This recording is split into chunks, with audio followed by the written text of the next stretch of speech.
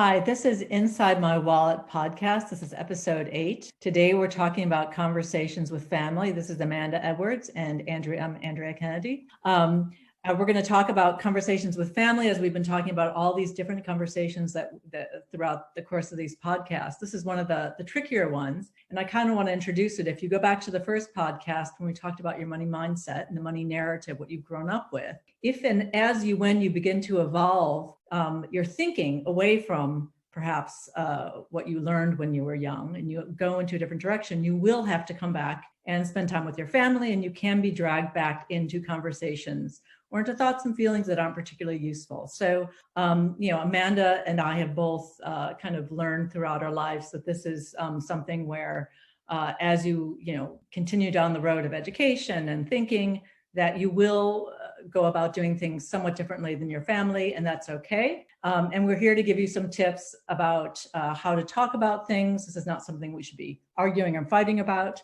but rather how do we keep the right mindset for ourselves and still have the kind of relationship and the kind of connection we want with our family members. So yeah, I think I definitely had, like, on my journey sometimes learning and going forward, and family members might not have been doing that work, and then you kind of, every time you go back home, there could be this, especially you've got a role in your family, and there's a whole mindset and your position in the family, and then you can go home and you kind of get triggered, especially if there are conversations at the dining table, in the living room, at festivities, and you can get triggered back into those old kind of discussions or old mindsets, and if you're doing the work, I think it's really important to keep clear and to try to remember to keep these adult to adult conversations, and try to keep the money conversations, which was about last time, even with family, as unemotional as possible, so that you can keep your clarity of thought. I mean, so can you give an example of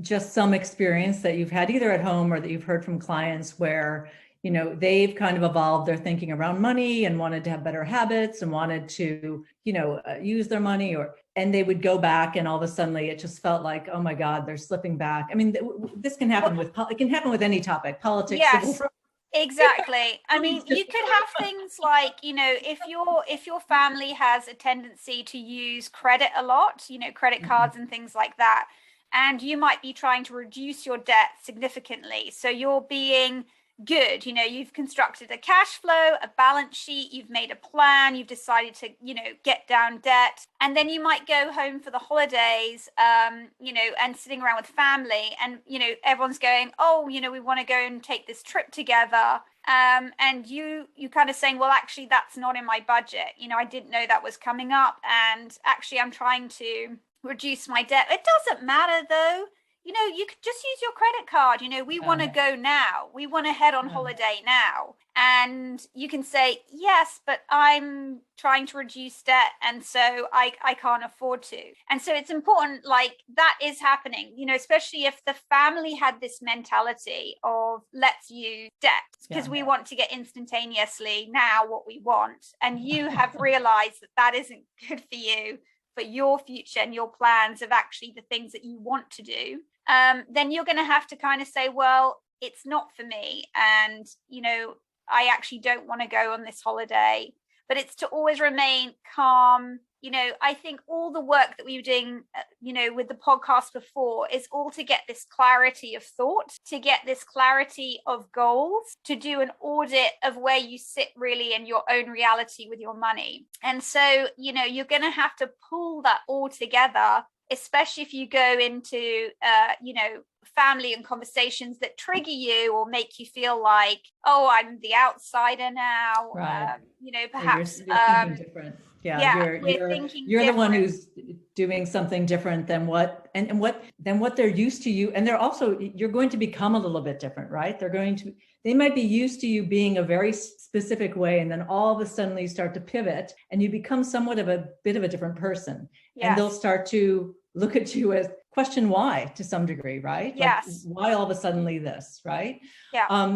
In some families, they expect anyone earning money to provide money to everyone in the family, regardless, no questions asked. That's certainly true in a lot of culture. So I'm just wondering what your thoughts are on that, because I've seen this in my client base where people will call me and say, my sister has a gambling debt.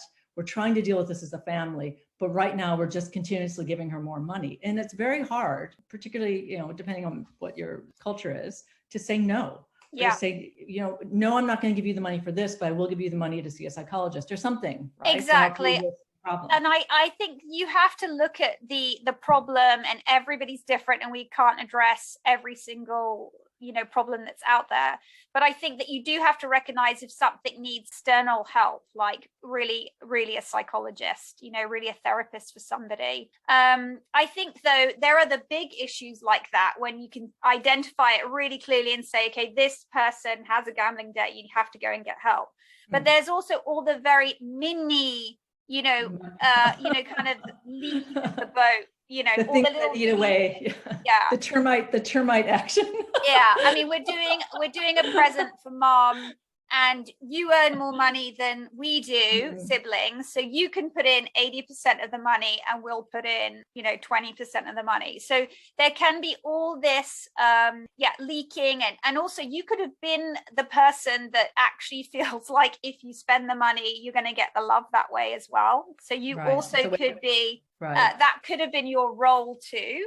So you have to see that. But I think that is all about boundaries, all about if you start to look at your money and you're conscious over it, I think you're able to say, look, this is my enough. Like, this is the level that I can help, where I don't jeopardize myself. I remember I got advice once where someone was saying, if you're all drowning, if you in this family are all drowning in this scenario, but you know how to swim and you think they know how to swim, you actually just have to start swimming. You have to just go, and they will either follow, like everyone will follow with this lead, and you are able to like raise everybody consciously to another level, or they'll just continue to drown. But if you know and you want to change your position, you've got to go.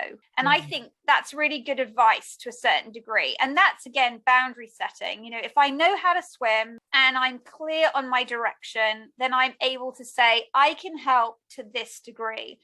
I mean, I would never watch my family drown. I would never want to watch my family drown. I'm certainly not going to do that. But I can change my mindset in my interactions with them so that I'm not drowning along with them. So that I'm standing, having a conversation, and I'm outside the drowning position. And I think it's tricky sometimes when all of a sudden a child takes over a role that a parent should have had, in this case, in terms of money, in their life. And all of a sudden you guys are really switching roles, and that can feel very odd for the parent. And so it's doing that delicately and, respectfully, obviously, but also you're really talking about role modeling. You basically sometimes have to be the role model for your family, even though you're the youngest one or the one who's been over here, now you're back.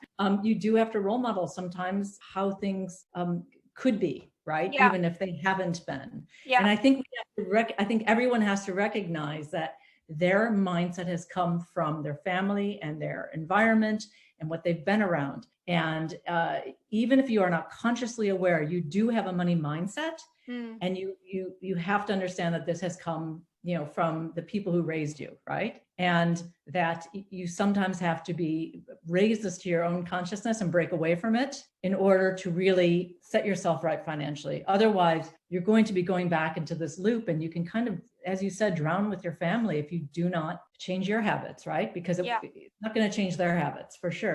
And some people will stay fixed and some people will not change, and that's all right. You have to also accept them for who they are. Well, that's another mindset that you'll have to do. If you've done the work and you've role played and without anger and talking like adults, and you've explained everything, and people stay that way, then your job next to change your mindset into accepting. They will never change. Perhaps they've got to an age where they don't want to, or they can't. And you really do have to go, all right, I now can't, I don't want to go every family meal back to argue with everybody over, impossible changes. So you also have to do work on how much can you help. And, you know, some people don't want help in your family. They will not want you to help them. And especially even if you feel that you're saying it adult to adult conversation and unemotionally, you know, they may take it, you know, as an offense that you are trying something at that point. And then you have to be like, well, I'm going to swim. I'm going to swim. They're going to see me swim. And hopefully they are going to ask me how I did that.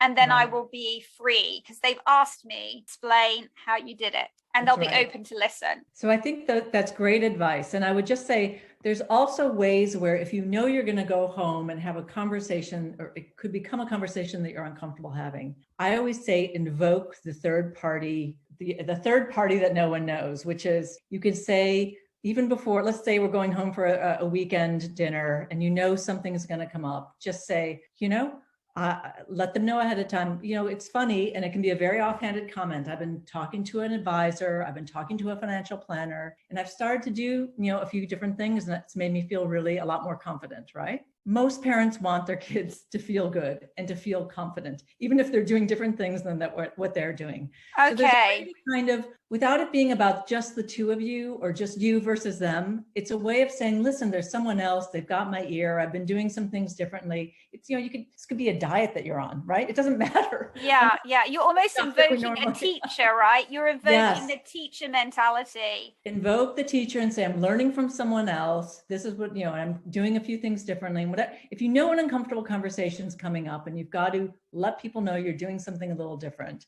and you feel uncomfortable just saying, this is what I'm doing and this is why, particularly if it's in stark contrast to something they're doing, then invoke a third party, right? It's a little bit of a cheater's way, but sometimes it just makes a little bit easier, right? Yeah. Because I think if you invoke also the self-help book, that generally leads down but that's not what you could. Yeah, the teacher is a good way to ease it in. And they can agree to disagree, and everyone can agree to disagree, and then you can go on to another topic of conversation, right? Yeah. But it's about you being consistent, and you being consistent with emotion, and you being consistent with the things that you want to do. All that consistency will show them that you are doing things that are different, right? As opposed to just saying one time, oh, I'm going to do this, and the next time it's something different. If you are consistent and you behave consistently and you communicate consistently, that will begin to send a message, right? That you are doing something different.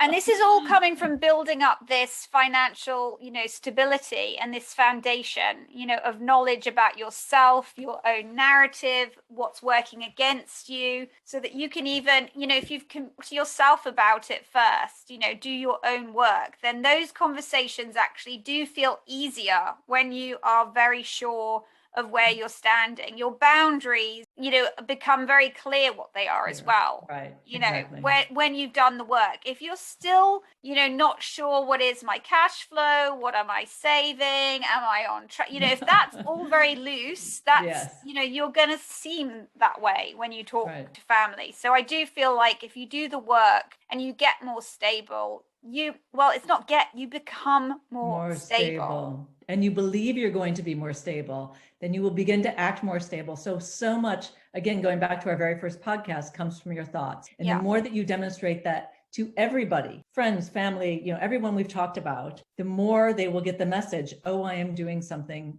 that is different now. Yes. And, you know, you can follow me or you can watch me or you can whatever, but I'm going to go do this thing over here, right? Yes. This is working for me financially. This is not working for me financially. I can't go on, you know, a break, you know, this family holiday, which wasn't in my budget and I didn't plan, and means that I have to go into debt to get it, which means that it will cost me 4 times the price. If you know these things because you're looking at your cash flow and you're on track, then those conversations become very clear, you know, outside. I will add that sometimes these difficult family conversations become about what you're going to invest in as a family as well, right? This does go down the route of investment. And so I think that's why it's very clear that you understand your own financial plan, why you invest the way you do, why you're allocating money the way that you are. If you understand that very clearly, then having discussions with anybody, but particularly family members, will be a lot easier, right? Yes. And that kind of leads us on to the next podcast, which will be number 9. And then we're going to talk about advisors talking. And I will talk about how to talk to your advisors. Yeah. With advisors. Yeah. And so getting clear so that you're building up that next level of knowledge, what are you going to do with your money, which, yes, you've got to be sure and very clear of that. That's going to be a big topic. But I think conversations with family, the recap is just to, not get dragged in. It's already hard enough to change a mindset. Imagine a mindset that you've had since you were like a little bitty 5-year-old. Listening and seeing your parents talk about money, that's like really hard, to change how you operate within the family. But if you're sure and you've done the work, then your boundaries will become clearer and you'll become clearer. And always keep adult to adult, as unemotional as possible, especially in those moments. And I think the only homework I would say is to kind of maybe role play in your mind a better conversation that you can have. Yes. With people that maybe you need to have conversations with around money. And this can go into so many different areas: estate planning, investment, how money's being used in the family. There's a million conversations about money, but what is the best, whatever conversation you have been having, how could it change and how could it be better? How would you like it to be better? So yes. Role play that with somebody. Yeah. Okay, well, great. Okay. I hope that's helped, and we'll be back with episode 9. And if there's any questions or something specific that people want to have answered, that we will always be super happy to answer questions, for people. If they, if there's enough of them, we can do a big Q&A or, do some live Q&A as well. All right. Thanks for joining us, and we'll see you next time. Bye. Bye.